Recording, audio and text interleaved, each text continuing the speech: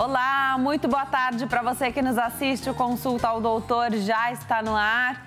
O que todos nós queremos é envelhecer de maneira saudável. Esse é o tema do programa de hoje. Aproveita essa oportunidade, a gente vai entender um pouquinho como é o acompanhamento com o geriatra.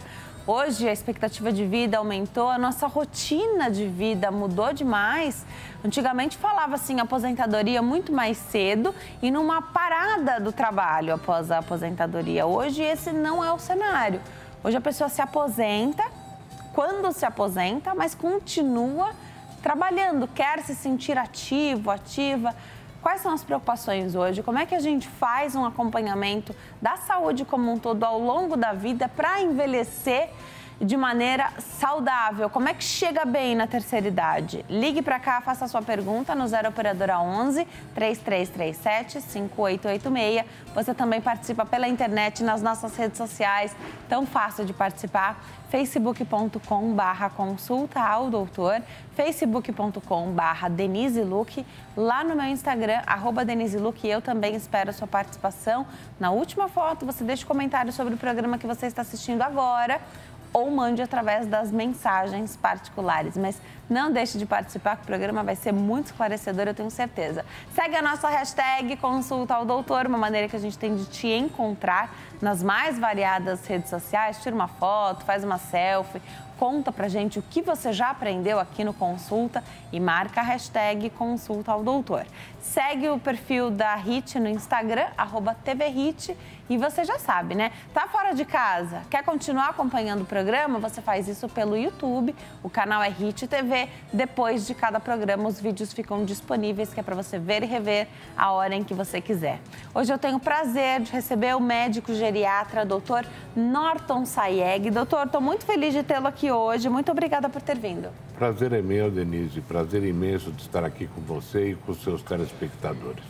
Todo mundo quer envelhecer de maneira saudável. E parece que a gente não se dá conta que desde o nascimento é isso que a gente está fazendo, envelhecendo, né? E aí tem um susto, tem gente que tem a crise dos 30, quando chega nos 40, às vezes é aos 50 que isso acontece, mas vamos definir?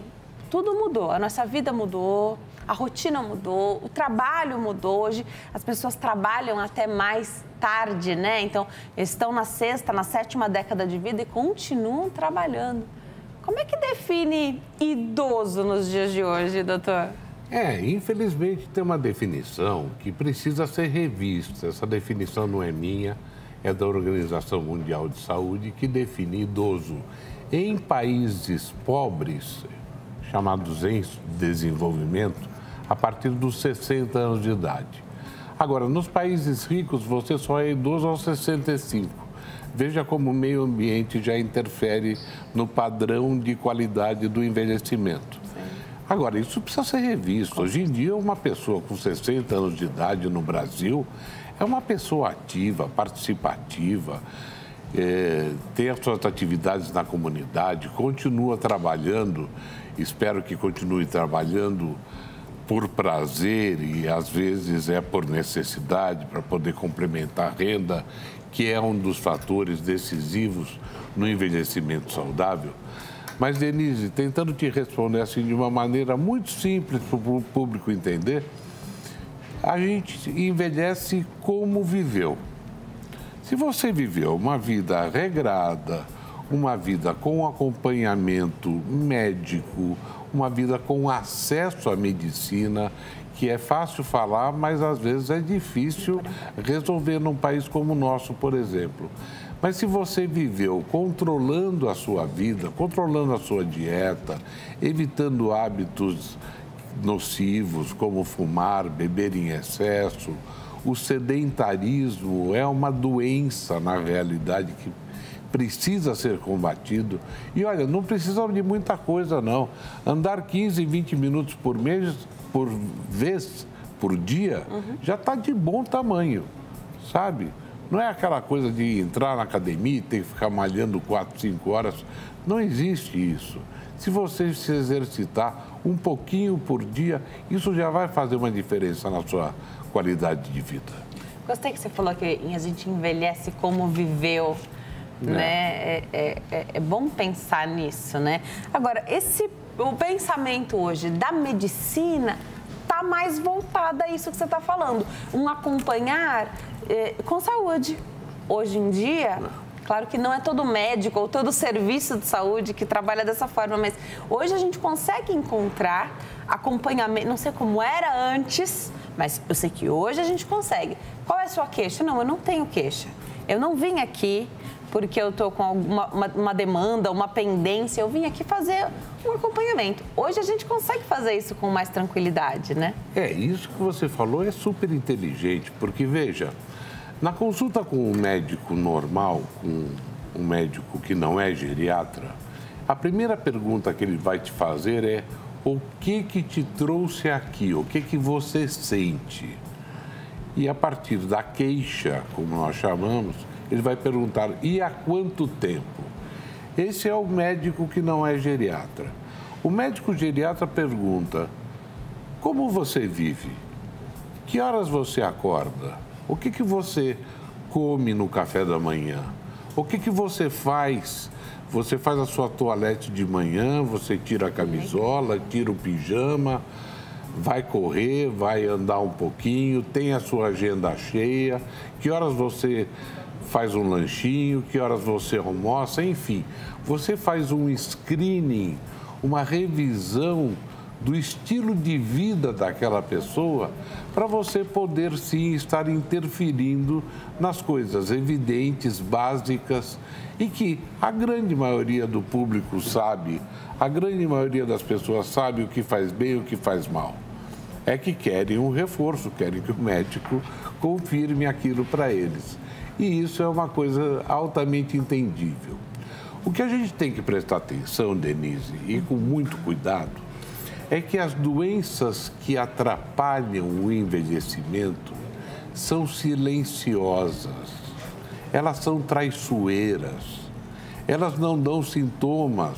Eu dou um exemplo, por exemplo, você pode ter pressão alta e não sentir absolutamente nada e dar entrada no pronto-socorro com derrame pela pressão alta, que poderia ter sido detectada numa consulta absolutamente trivial, que não precisa ser geriatra, na realidade, qualquer médico deveria aferir a pressão dos seus pacientes, né? Diabetes é outra doença muito traiçoeira. Quando ele dá o primeiro sintoma, não é sintoma mais, é chamada complicação. E essas complicações são muito graves e, por vezes, irreversíveis. E o que faz o geriatra, então? Ele atua como um verdadeiro detetive, buscando tudo o que é possível que esteja acontecendo com você, mas que está lá quietinho, silente, dentro de você. E o médico geriatra vai e descobre, detecta e trata. Porque uma coisa nós temos que reconhecer. Por que está mudando esse conceito hoje em dia e se fala tanto em envelhecimento? Porque o Brasil envelhece de maneira dramática. Eu diria altamente positivo envelhecimento, porque alternativa ninguém quer, né? Ah, não. De jeito nenhum. As pessoas falam, envelhecer. Não, envelhecer é maravilhoso, né? Envelhecer com saúde. Isso, que quem não fica velho, né? Quem não envelhece, não chega lá é porque foi embora antes, né? Exatamente. Agora, doutora, eu vou me preparar para dar um recado. Enquanto eu chego até lá, você falou das doenças silenciosas. E me chama muito a atenção quando fala da hipertensão, porque até mesmo quem tem carteira assinada, tem médico do trabalho, a gente passa por um check-up aí a cada tempo, né? Você vai ao hospital, ele vai verificar a sua pressão, mas nem sempre isso é verificado da maneira correta. A gente já aprendeu, os especialistas já falaram aqui no Consulta ao Doutor, que tem um protocolo, porque a gente chega agitado, então às vezes você foi no pronto-socorro e vai ter a sua pressão aferida, mas você está com dor. Será que isso pode interferir na pressão? Ou você estava precisando voltar para o seu trabalho, ali a sua posição, você precisa voltar e atrasou o horário de fazer o seu exame, mesmo com o médico do trabalho. E aí houve uma mudança. E o que a gente tem percebido? O que eu tenho notado dos relatos? Ah, Denise, mas não fizeram do jeito certo. Então, não vou levar em consideração. E às vezes era uma pressão alta ali. Deu alto o número. da pressão. Mas por que não teve o repouso? Por que a pessoa não estava tranquila? Ela acaba descartando essa informação. Então, trago essa situação e a pergunta. De fato, vale a pena? Então, olha, deu uma pressão alta. Não fiquei em repouso, eu não estava tranquilo para fazer o exame, mas vou levar em consideração, vou marcar uma consulta? Eu vou passar numa farmácia, eu vou procurar um profissional, um serviço de saúde, alguém que possa aferir ali? Vou chegar na minha casa, vou aferir tranquilinho, com a minha maquininha? Qual deve ser a postura mais adequada quando você tem uma alteração, mas a aferição ali não foi feita da maneira ideal? Você me dá uma oportunidade única, Denise, de discutir um tema altamente polêmico e um dilema para muitas famílias. A primeira coisa que eu diria é que esses aparelhos eletrônicos, com raríssimas exceções, eles induzem a erro, especialmente os que são usados no punho. No braço ainda são um pouquinho mais precisos. Agora, falava, mas doutor, eu vou no médico todo dia para controlar a pressão também, o senhor está sendo muito radical. Não. O que eu costumo orientar para os meus pacientes? Traga o seu aparelho na consulta e a gente faz um cheque, a gente dá uma checada no que eu ouço no meu aparelho, que eu só uso o aparelho aneroide, o aparelho do médico, e comparo com o resultado que deu no seu.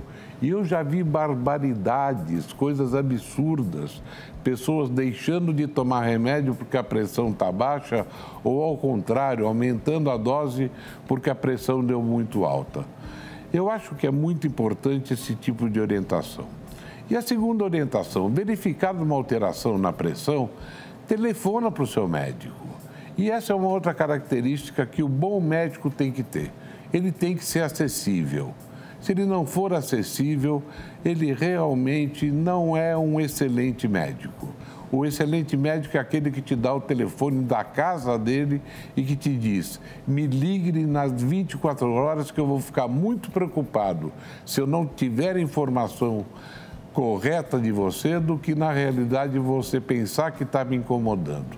Então, seria esse tipo de orientação que eu daria para os pacientes que têm que controlar a pressão.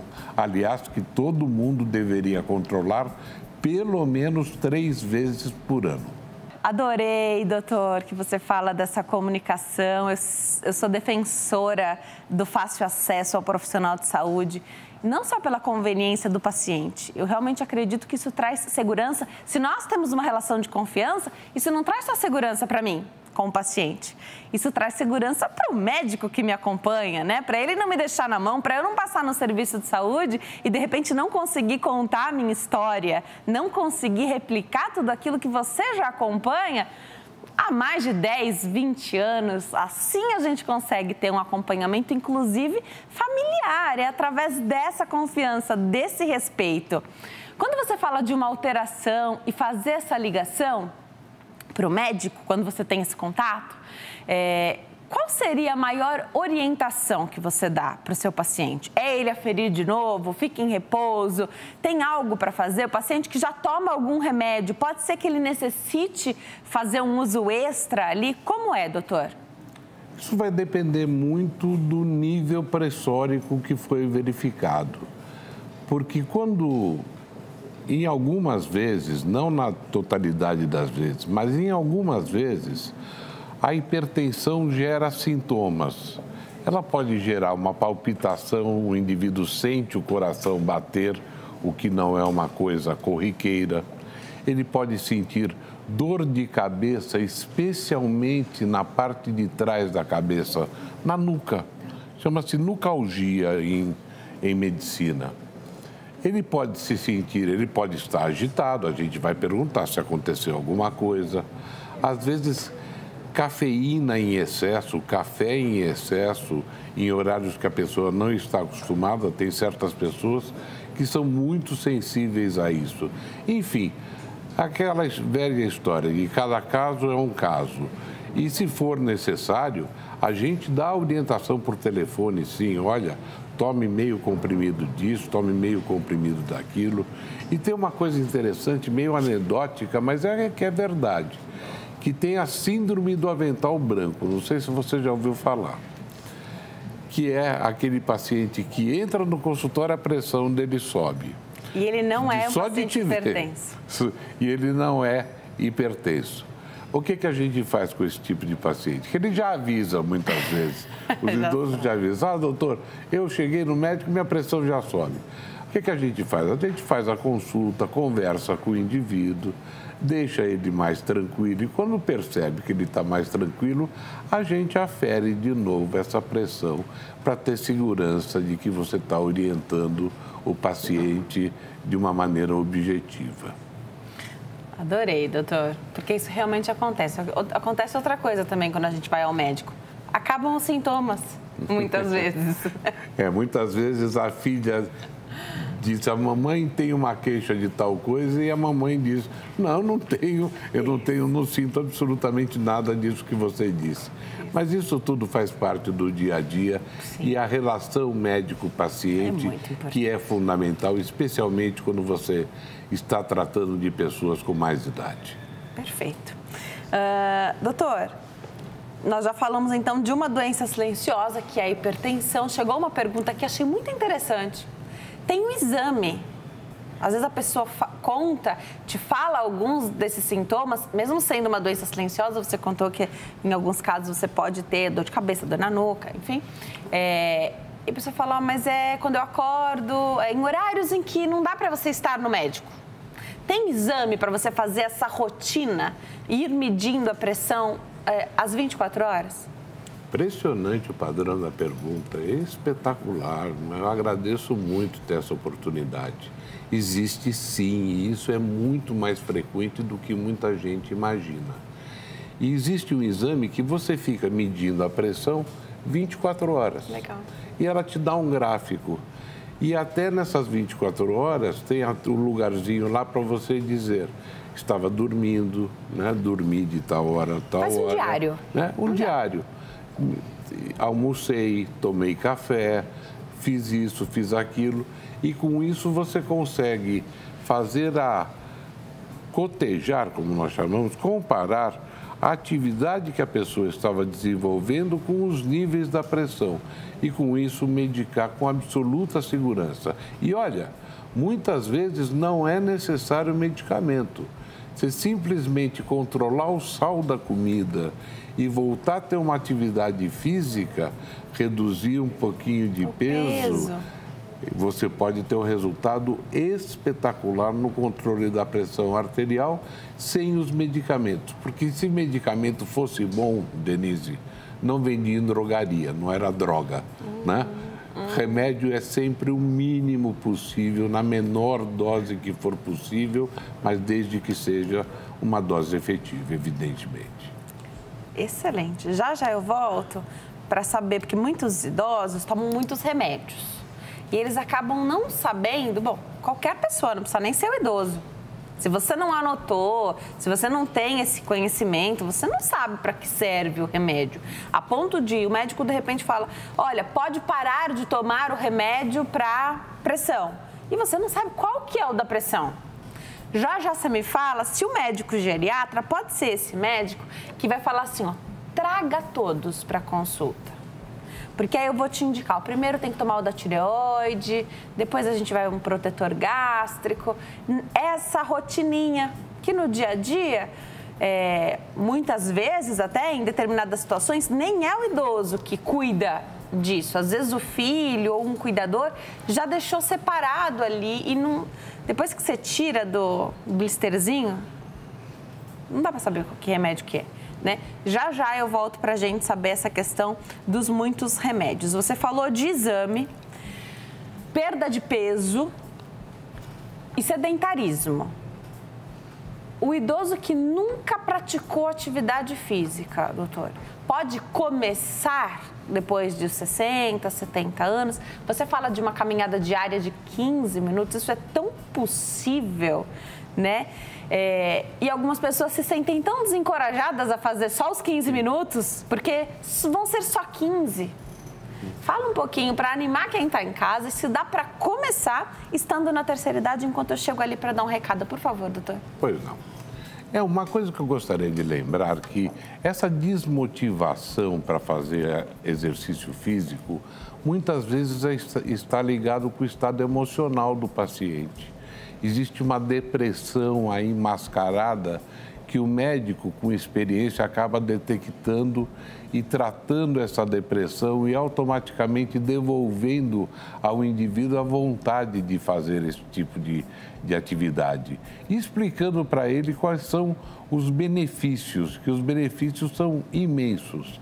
A perda de peso, para se ter uma ideia, ela pode controlar não apenas a pressão alta, como também o diabetes, especialmente o diabetes tipo 2, aquele não dependente de insulina. Então, depende muito do estilo de vida para a gente poder fazer uma orientação exata desse tipo de paciente. E a respeito de medicamento, que você me perguntou, Denise, eu tenho uma preocupação tão grande com isso, da insegurança que eu tenho de que o determinado paciente não vai conseguir tomar aquele monte de remédios, porque ele tem um monte de doenças, que quem faz essa parte de orientação é uma farmacêutica. Ele sai da minha consulta, da consulta médica, com a receita, e a minha farmacêutica que faz a orientação em termos de horário, facilidade de administração. E isso normalmente faz com o filho, com o responsável, porque a grande maioria dos meus pacientes são portadores de demência, de doença de Alzheimer, que não tem condição de gerir sozinho esse tipo de problema. Vamos para o intervalo? Do próximo bloco tem mais bate-papo. Até já!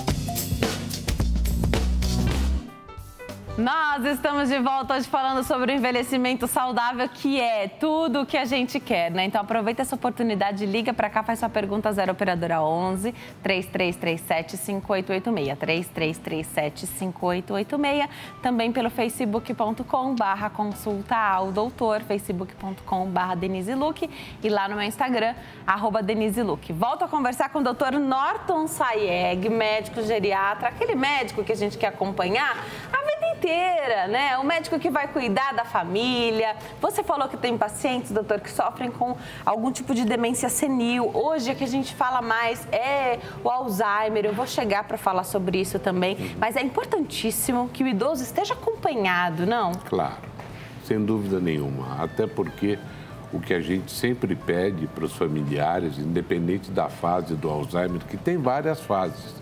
Tem a fase até que ele não tem sintoma. Podemos falar disso num outro dia, se você quiser. Que a gente detecta antes de aparecer o problema de memória na realidade.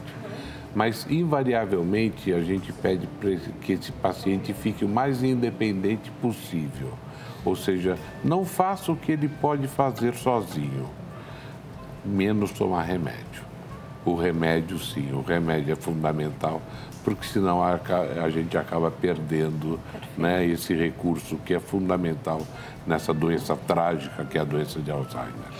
Quando eu falei dos remédios e você falou da profissional que trabalha com você, a farmacêutica, que faz esse controle, inclusive porque tem remédios, como o idoso, qualquer pessoa, né? A gente passa em vários especialistas, cada um vai dando o seu remédio ali para o sintoma que se apresenta, sem saber que você já toma um outro remédio e que ele pode interagir de maneira ruim e que pode nem trazer o benefício esperado.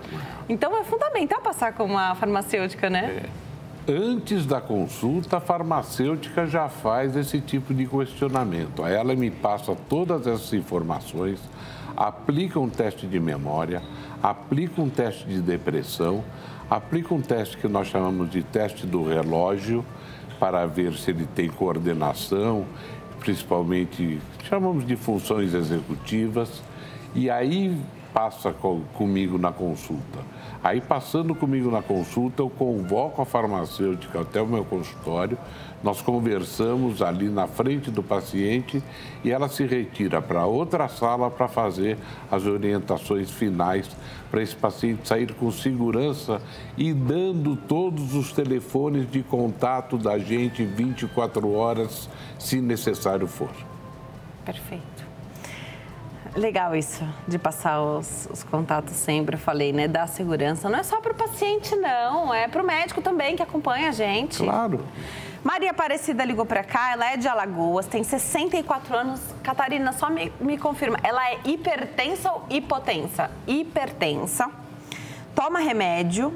Ela ouviu dizer que remédio para hipertensão pode provocar câncer, pode ter substância cancerígena. E a gente sabe que muito é falado. Aliás, todo mundo pode falar o que quiser. Por isso que os programas de confiança, assim como Consulta ao Doutor, onde depois o vídeo fica disponível, você pode multiplicar essa informação pelas redes sociais, eu acredito que sejam tão importantes para a gente ter a fonte de confiança, né? A informação de qualidade na era do fake news, né? Isso procede, doutor? Não. Na realidade, não existe nenhuma comprovação científica que remédio para hipertensão leve a câncer. Ele pode levar a 2 problemas sérios. O primeiro é a hipotensão, que é a pressão baixa, que é tão ruim quanto a pressão alta. E tomado em excesso, evidentemente, que pode abaixar demais a pressão. E outro é problema de memória. Existem determinados medicamentos, eu não vou citar um nome aqui por uma questão de formalidade, mas determinados medicamentos para pressão, cada vez menos utilizados, graças a Deus, que afetam a memória do paciente idoso, da pessoa idosa. E o médico simplesmente substitui aquele medicamento e a memória retorna. Quando é feito isso logo nas fases iniciais, detectado logo, a memória tende a retornar ao que era antes, pelo menos. Perfeito. Doutor, há uma mudança no padrão do sono do idoso? Porque dormir bem é tão gostoso, né? Isso é tão engraçado, sabe? Eu digo que é engraçado porque é meio anedótico. Porque a primeira coisa que a gente tem que fazer é evitar, para não dizer nunca, que médico nunca diz nunca e nunca diz sempre. Né? São 2 palavras que a gente evita usar. Mas evitar sempre a maldita receita azul que leva à tarja preta. Esses remédios, sabe como é que o nome de remédio para dormir, Denise, que a gente chama? Como? Hipnótico. O nome já diz. Te tirar da sua intelectualidade, do seu controle, da sua memória. Então, a primeira pergunta que eu faço é, espera um pouquinho. Doutor, ele não dorme de jeito nenhum. Vamos conversar. Que horas ele vai dormir? Ele janta e vai dormir. Janta, ninguém segura, ele quer dormir. E que horas ele janta? Às 5 horas da tarde ele já janta. Ora, se ele dorme das 5 até a 1 da manhã, ele dormiu as 6 horas necessárias para uma pessoa de 80 anos de idade e vai ficar reinando na casa no momento que todo mundo quer descansar. Então, tem que conhecer qual é o histórico para evitar dar medicamento. Não é que nós não damos medicamento. Eu medico, não com tarja preta, nunca.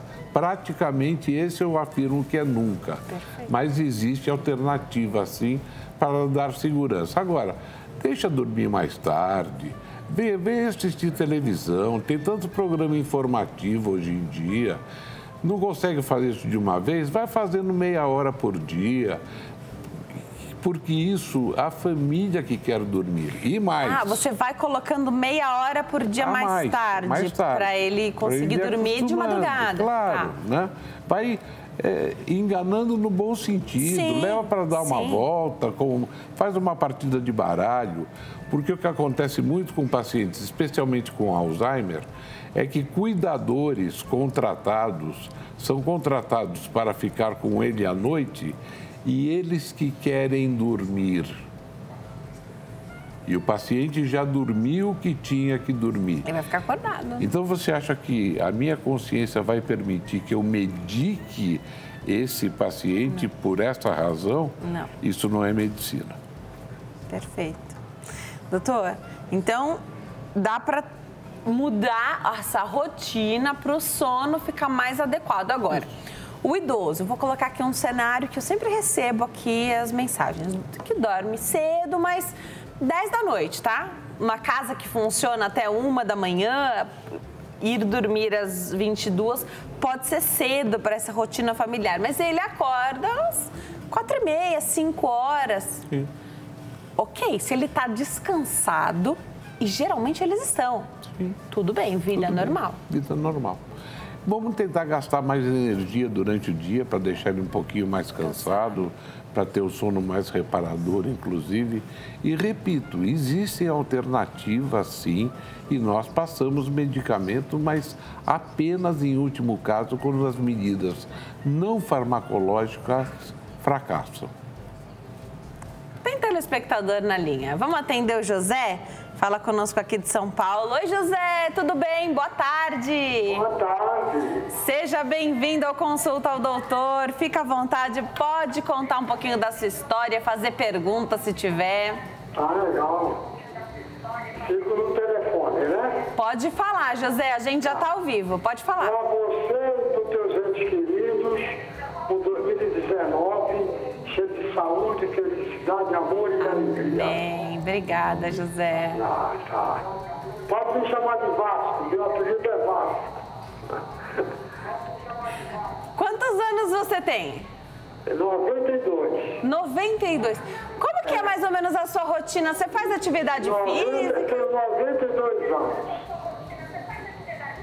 Eu faço musculação, faço academia, moça. E se eu dormir 2 horas por dia, estou inteiro. Olha que maravilha. Para ele dormir 2 horas, ele está inteiro. É. Toma muito remédio? Eu tomo remédio para pressão. Pressão alta.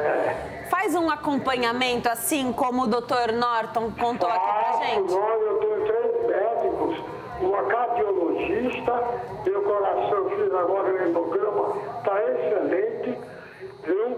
Tem uma cardiologista, uma urologista e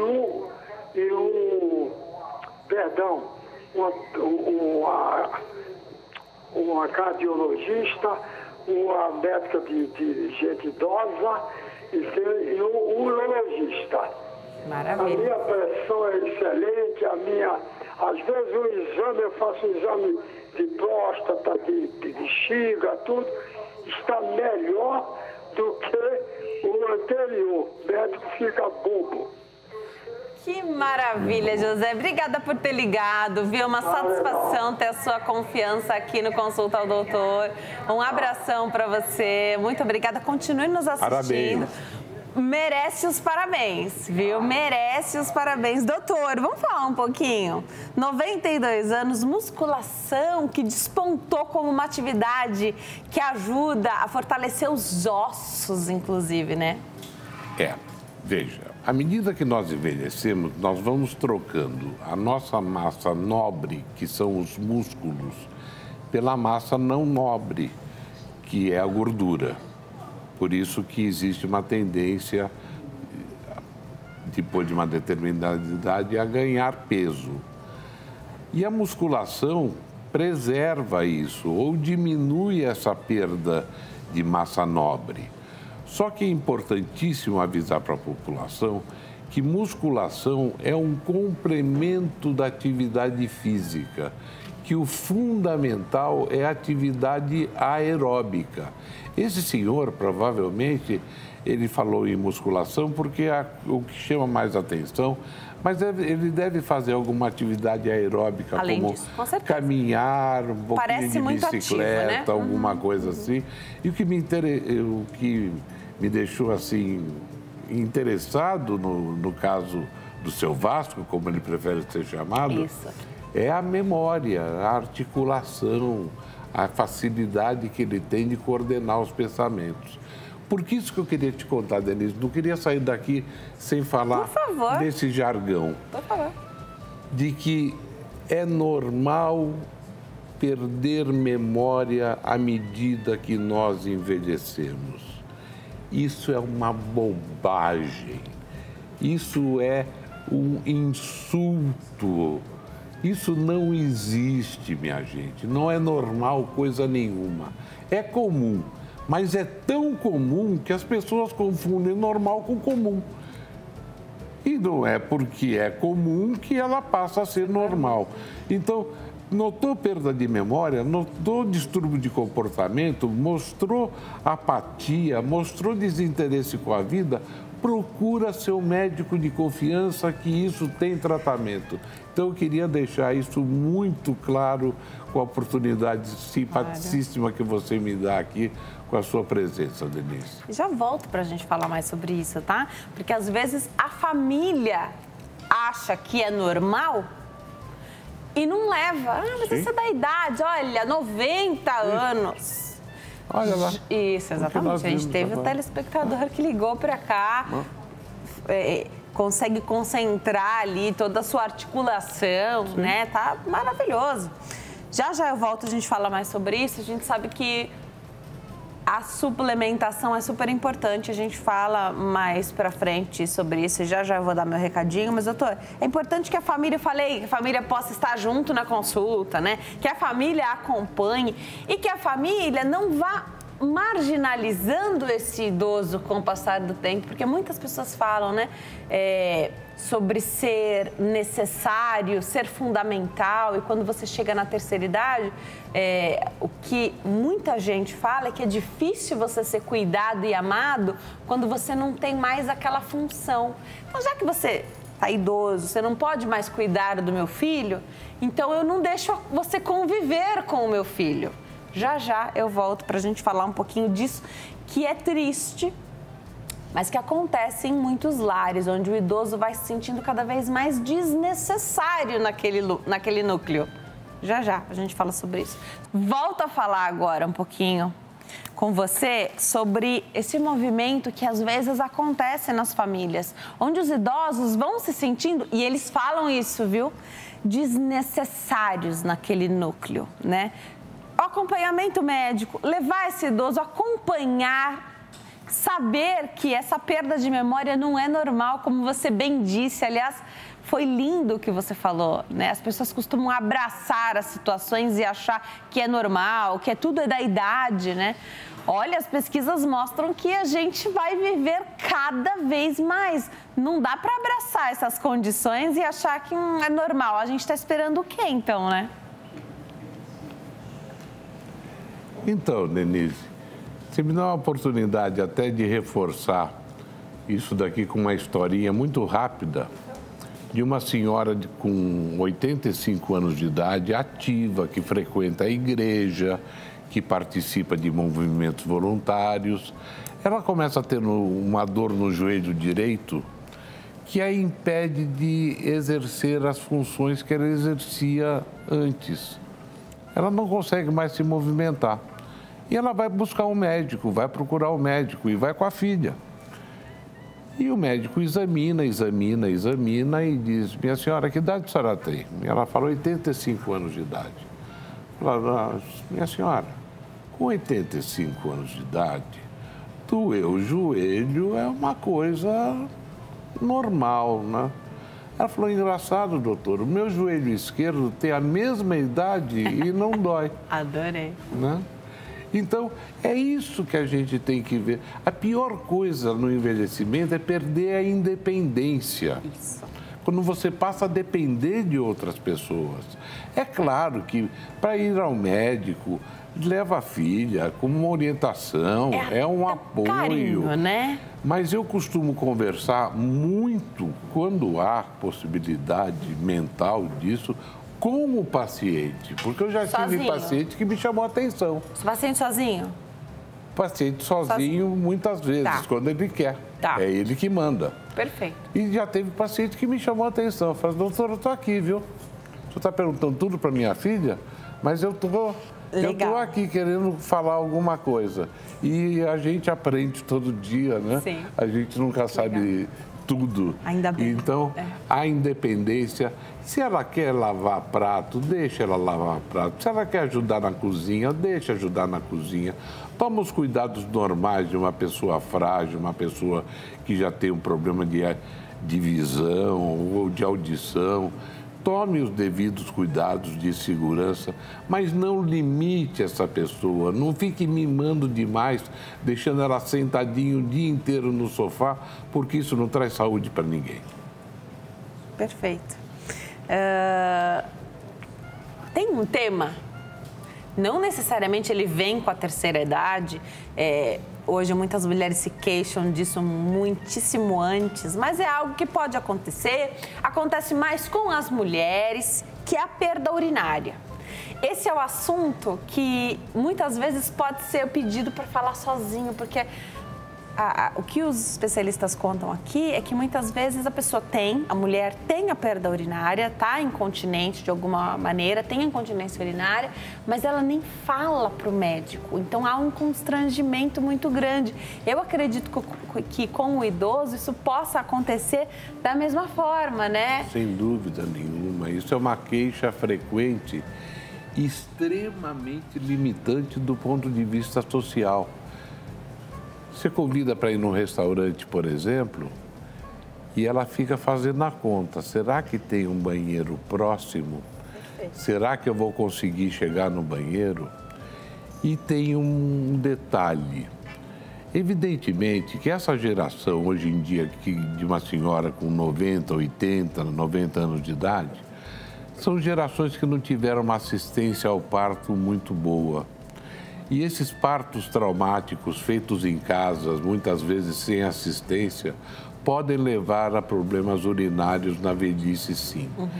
Porém, tem uma doença chamada popularmente de cistite, que é a simples infecção urinária que causa perda de memória, perda de urina, não consegue controlar a urina. Por favor, se queixe, vá procurar ajuda. Um simples exame de urina detecta lá qual é o bichinho, qual é a bactéria, passa o antibiótico e a pessoa volta a estar continente novamente. Perfeito. Eu vou me preparar para dar o recado. Num determinado momento, você se confundiu, mas você disse perda de memória. Essas infecções recorrentes, que muitas vezes acontecem com o idoso, não podem provocar a falha da memória? Sim. Explica um pouquinho para gente. Sim, também. Foi por isso que eu me confundi, porque infecção urinária é uma das causas de perda de memória, sim, de declínio cognitivo. Mesmo a pessoa que é portadora, por exemplo, de doença de Alzheimer, se tiver uma infecção urinária, a doença de Alzheimer piora tremendamente, ou seja, há um declínio muito grande disso. Então, é importante saber que, por exemplo, na doença de Alzheimer não existe uma piora súbita. Tem piora súbita, alguma coisa está acontecendo e uma dessas coisas pode ser infecção da urina. Vamos para o intervalo? No próximo bloco tem mais bate-papo. Até já!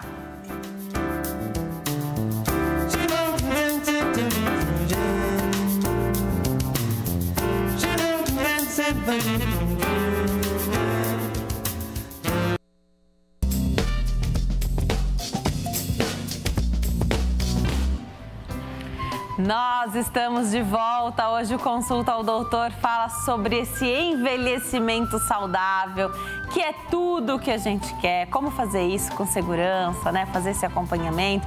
O doutor já falou que é imprescindível fazer atividade física, se movimentar, né? Deixar para lá os maus hábitos, o sedentarismo. Aproveita que dá tempo de você participar do programa. Mas antes de voltar para o bate-papo, eu vou convidar a dona Eliana para nos dar aquela super dica do Shopping do Povo. Olá, Denise e todos vocês que sempre acompanham o programa Consulta ao Doutor. Eu estou aqui no Shopping do Povo para trazer aquela dica especial para vocês. Hoje eu estou aqui com um livro que tem mensagens inspiradas que vão abençoar a sua vida. Para você que está passando por algum momento difícil, para você que está triste, para você que está se sentindo assim, eu estou tão desanimado, está me faltando a fé neste momento. O livro se chama Do Coração de um Pastor.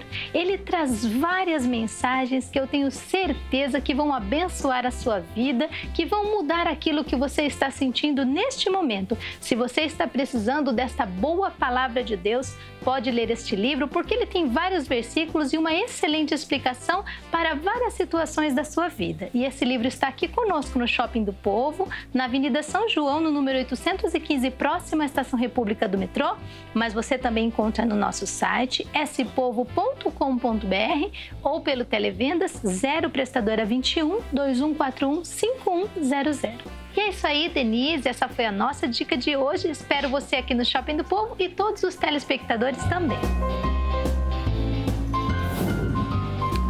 Convite aceito, dona Eliana. Obrigada pelos recadinhos todos os dias, pelas essas dicas preciosas todo dia aqui no Consulta ao Doutor. Volto a conversar com o Dr. Norton Sayeg, médico geriatra. Vamos falar um pouquinho de Alzheimer, doutor? Vamos embora. Muita gente busca o geriatra quando já há os sintomas de Alzheimer. Sim. O primeiro sintoma que chama mais atenção é a perda de memória. Sabe, eu trabalho com essa doença há mais de 40 anos. Antigamente, esses doentes chegavam no consultório e quando a gente perguntava, mas há quanto tempo ele tem problema de memória? A resposta era invariavelmente mais de 4, 5 anos. Uau. Hoje em dia isso melhorou muito. As pessoas estão trazendo antes, mas ainda é coisa de anos. Porque é para, na verdade, esse progredir poderia ter estar acontecendo ou ter acontecido em consultório, né? Então, de uma consulta para outra, sim, você podia notar isso, por exemplo. Até porque os médicos, até bem pouco tempo atrás, eu diria até 15 anos atrás, tá, ficavam vendidos porque não tinham instrumentos para poder enfrentar essa queixa. Isso é do envelhecimento, isso sim, é assim mesmo, vamos convivendo com isso. Coisa que não é verdade, é o primeiro sinal de perda de memória. Se perdeu, não conseguiu voltar para casa, está queimando a comida, coisa que não fazia antes. A receita não está ficando tão gostosa como ela fazia na macarronada do domingo, né? Está sendo repetitiva, te conta uma história, daqui a pouco te conta a mesma história de novo. Te pergunta as horas, você responde, te pergunta novamente isto. Isto são sintomas que podem ser Alzheimer, mas podem ter outras causas também. Quer ver uma causa? Depressão. A depressão leva à perda de memória. Você vai e trata a depressão com um comprimido por dia, pronto, a memória volta. Você falou do remédio, mas no caso de depressão, por exemplo, se precisar medicar, medica. Sim, sem dúvida nenhuma. Traz muito mais benefício, né? Claro que sim. Diferente do remedinho para dormir, né? Não, de jeito nenhum. Perfeito. Agora, às vezes chega no consultório, tá com problema de memória, doutor, tá falando bobagem, tal, não sei o quê, e só sossega quando toma o remédio para dormir. Então ele toma um remédio para dormir? Toma sim. É esse o remédio que está causando toda a perda de memória. Confusão. Então falam, Dr. Norton curou o Alzheimer do meu pai. Curei coisa nenhuma. Alzheimer não tem cura. Eu retirei o remédio que estava levando à perda de memória e ele voltou a ser o que ele era. Eu mesmo já ouvi isso. Eu já ouvi isso. Não tem cura, a gente sabe, mas o fulano curou. A gente consegue estabilizar. Antigamente, para você ter uma ideia, há 25, 30 anos atrás, quando se fazia o diagnóstico de Alzheimer, esses pacientes morriam em média em 5 anos após o diagnóstico. Eu tenho pacientes com 25 anos de evolução e estão lá com o seu Alzheimer, convivendo com o seu Alzheimer, porém controlados. Então é importantíssimo saber que existem doenças incuráveis, mas não existem doenças intratáveis. Tem tratamento. E o tratamento é feito com medicamentos e também com a reabilitação neuropsicológica, feita especialmente com psicólogos treinados nesta matéria, são neuropsicólogos, e a musicoterapia, que também ajuda tremendamente. A gente não sabe porquê, mas a memória musical é uma das últimas que se perde e a gente consegue muita coisa manejando o paciente desse tipo. O convívio social, mesmo com a família, pode ficar muito abalado, né? Com essa perda de memória, repetição, o próprio diagnóstico do Alzheimer. Parece, né? O que a gente observa, que o idoso vai meio que embotando. Ele vai ficando cada vez mais introspectivo, falando menos. Tem algo que possa... Você falou da música. Algo que possa melhorar isso? Um encontro, por exemplo, da terceira idade, de amigos de antes? Olha, claro que tem. Por exemplo, se ele está mais retraído, se ele está mais embotado, ele pode estar com uma depressão associada. Você vai e trata a depressão e ele melhora tremendamente. O Alzheimer está lá. Porque Alzheimer é perda de célula cerebral. É como as pessoas erroneamente chamam de o vovô está esclerosado, né? E não tem nada a ver com vaso sanguíneo. Tá. É a perda, a morte de célula cerebral. E tem tratamento. É curioso como alguns termos vêm para estigmatizar, né? Então, você falou do esclerosado, esse termo que se usa, que não tem absolutamente nada a ver. Então, alguns falam esquizofrênico, quando na verdade não se trata da esquizofrenia. Olha, você me lembrou uma coisa tão importante, Denise. Veja, eu recebo muito no consultório, porque na doença de Alzheimer pode acontecer, e acontece com muita frequência, a agressividade. Ele perde a crítica, o paciente. Então ele acaba xingando, acaba até a agressão física. E isso pode acontecer, mas tem tratamento, minha gente. Mas acontece que o tratamento, se não for bem dosado, se não for na dose exata, que é uma coisa de ajuste, não existe uma dose, uma receita de bolo. É à medida que você vai medicando e ele vai melhorando, ou ele não vai melhorando, você aumenta a dose. Mas chega no limite de dopar o paciente, de manter ele sedado, dormindo 20 horas por dia. Gente, isso não é normal. É um comportamento absolutamente anormal. Ele pode estar desidratado porque ele está com sede e não sabe dizer que ele precisa Causa de até água. Confusão mental, piora, né? Piora a confusão mental e a desidratação piora ainda mais a confusão mental. Medicamentos para tratar a confusão mental podem piorar a agitação. E aí o que o médico desavisado faz? Ele aumenta a dose do remédio para tirar a agitação. Bom, e tem uma coisa chamada efeito paradoxal. Em vez de ajudar, acaba atrapalhando. Então, entra o paciente no meu consultório, às vezes eu não preciso nem fazer diagnóstico, andando que nem um robô, durinho, como um robozinho. Nós chamamos o paciente robotizado pela medicação. Porque a família também quer que ele pare de ser agressivo, a gente entende isso, mas tudo isso tem que ser feito com muita arte. Eu costumo dizer que prescrição em geriatria não é farmacologia pura, que você estuda num livro chamado Robbins, aí, que todo médico conhece. É uma arte, e essa arte tem que ser exercida em conjunto com os familiares, que são os seus aliados, para te passar a informação correta e, dessa maneira, garantir dignidade e qualidade de vida para esse cidadão. Doutor, algumas situações como as quedas podem acontecer já em pacientes que têm Alzheimer ou não, mas idosos da mesma forma. piora a situação. Então, você tem uma internação, você tem uma cirurgia, você tem uma outra coisa ali para lidar. E veja bem, que o paciente, se tiver Alzheimer ou qualquer tipo de demência senil, ele não vai lembrar o que aconteceu. Então, é um pós-operatório também complicado, porque ele pode querer levantar, ele esqueceu que ele operou.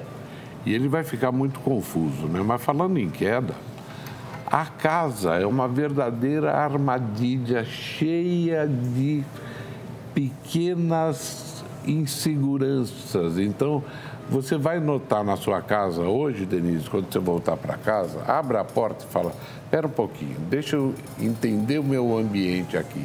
E você vai detectar vários riscos, especialmente para quem é frágil.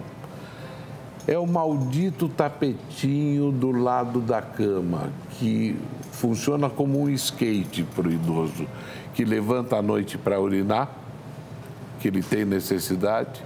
Como está frio, ele está usando uma meia. Ele lustrou a casa o dia inteiro porque não tinha o que fazer, colocou o tapetinho, na hora que ele levanta, cai, quebra a perna. 40% dos pacientes têm sequelas, uma cirurgia extremamente grande, agressiva, traumática, com dores muito grandes que levam o médico a ter que medicar isso com sedativo, e isso piora a confusão mental. Enfim, é uma cascata de coisas que, se você não pensar tudo, caso por caso, momento por momento, etapa por etapa, você acaba tropeçando e, em vez de ajudar, você acaba prejudicando. Casa segura, né? A casa precisa estar adaptada para quem mora nela. Aliás, para qualquer pessoa, porque você falou para eu observar, eu sei que na minha casa tem as armadilhas, eu tenho um cachorrinho, ele deixa os brinquedos espalhados, ele mesmo. Se a gente não dá atenção, periga a gente tropeçar nele, né? Agora, imagina para o idoso, que pode não ter a mesma agilidade, né? Então, esse cuidado de ter a casa adaptada e, conforme você falava das quedas, o banheiro é fundamental para qualquer pessoa. Por que não colocar em casa? É o primeiro lugar de acidente, sabia? O banheiro. O segundo é a cozinha. Outra coisa fantástica que se tem em hotéis e em hospitais, principalmente, é o telefone no banheiro, né? Porque é ali que você passa mal. Sim. E eu vi uma propaganda de vocês aqui com um celular que tem um botão de alarme, né, que avisa a família. Sim. E isso é fundamental. E todos nós deveríamos ter isso. Outra coisa que as pessoas não têm é o endereço colocado na carteira. Perfeito. Eu falei sobre isso essa semana aqui no programa. Aí o paciente com Alzheimer se perde, você vai no Facebook, você vê, se perdeu e tal. Se ele tivesse um telefone dizendo, olha, papai tem problemas de saúde, por favor, em caso de emergência, ligue para tal. Ah, ele não consegue ficar com isso. Costura na roupa, sabe? Pensa uma maneira, usa o bom senso, usa a criatividade. Um colarzinho, aquela chapinha, pulseirinha, né? Uma pulseirinha. Facilita demais. Mas facilita demais. Segurança. Eu já vi tanta tragédia por falta desse recurso simples. O idoso que sabe que tem alguma alergia medicamentosa, que pode dar entrada no hospital sozinho e por conta de falta da lembrança, da memória, não vai conseguir reportar isso. Todo tem dia no que Face você vê isso. Eu vejo. Todo dia. Então, avisar, né? Deixá-lo avisado, porque por mais que a gente fique, às vezes, tentando tomar ali do idoso, se ele tem uma demência senil, não dá para garantir, né? Não dá para confiar que ele vai saber replicar. Mais com o estresse que ele vai sentir, que no começo ainda vai lembrar até do telefone. Isso. Mas pelo estresse de estar perdido, estar com pessoas estranhas, acaba dando o tal do branco e não lembra mesmo. Doutor, tem algumas situações que acontecem nas famílias de quem tem alguém com Alzheimer que a pessoa não sabe como lidar, a família não sabe como lidar. Então, vou imaginar aqui um idoso que sempre repete, que está buscando, cadê minha carteira? E, de repente, ele não tem mais a carteira, porque ele não anda mais com a bolsa ou não tem mais esse hábito, porque ele está dependente de algum familiar ou do cuidador. Os documentos dele não estão mais no poder dele. Mas ele sempre quer a carteira, por exemplo. Aqui é só um exemplo, tá? Pode ser a chave de casa, de uma casa. do carro. Como é que faz nessas? Dá uma chavinha qualquer, né? A gente sabe que não é seguro deixar a chave na porta, né? Que pode sair, depois não sabe voltar. Mas como que responde a essa demanda do idoso? Porque você não vai entrar no embate ali, não, né? Olha, Denise, eu tenho 8 livros escritos e 6 deles são a respeito desse assunto. Ou seja, a respeito de Alzheimer e como manejar o cotidiano do portador de doença de Alzheimer. Então, por exemplo, você citou o caso do carro. Tirar o carro da mulher não é tão difícil. Tirar o carro de homem, que é o símbolo da independência, é muito difícil. Então, a gente usa artifícios, a gente conversa com a família. E tem que fazer o que nós chamamos de mentira branca. Falar, olha, o carro quebrou, está na oficina, a peça não chega, deu problema, teve que ir para a fábrica. E pela própria doença, se é que a gente pode achar que isso é um benefício, ele acaba se esquecendo disso depois de um determinado tempo. O problema de chave de casa, isso é muito comum.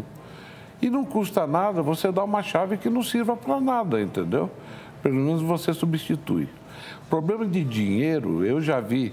E essas soluções não fui eu que inventei. Isso daí eu aprendi com familiares que inventaram, que viveram a situação. Sim. E inventaram soluções. Uhum.